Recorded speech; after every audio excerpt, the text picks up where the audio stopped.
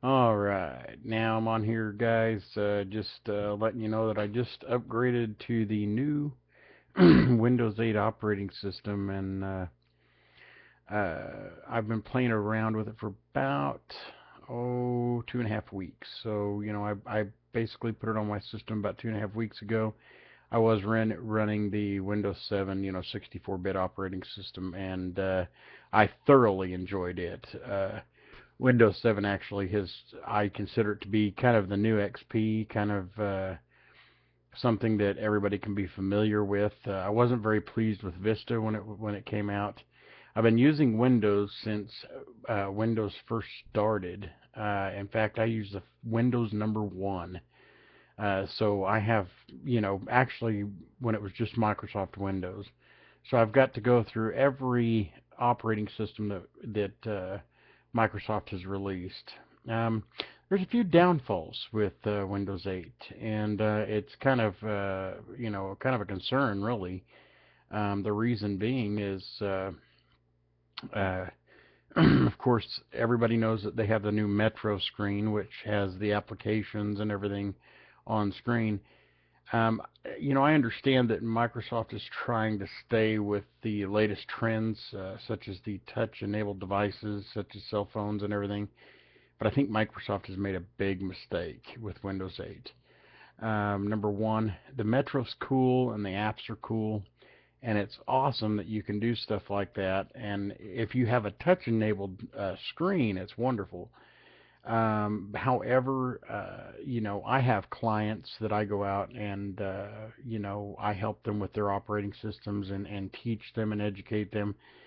And this has, they're saying, they keep asking me, should I upgrade to Windows 8? And I tell them no, because really, uh, it is totally different than anything that they're ever going to be used to. Some of these people have been using Windows, Windows since it was just XP, and they're very familiar with the start button.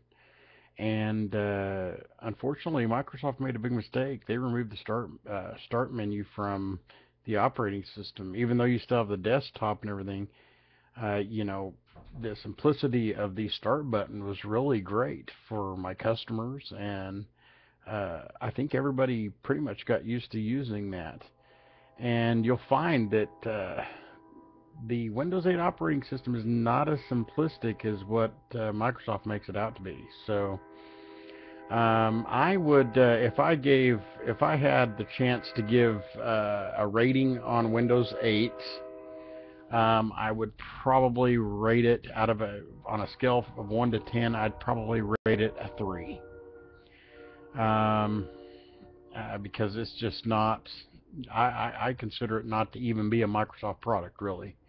Um, I think that they need to think about, uh, reinventing their Windows ideas, because they've stripped down the operating system. And, like I said, the Metro's cool and the apps are cool, but there's very little functionality there.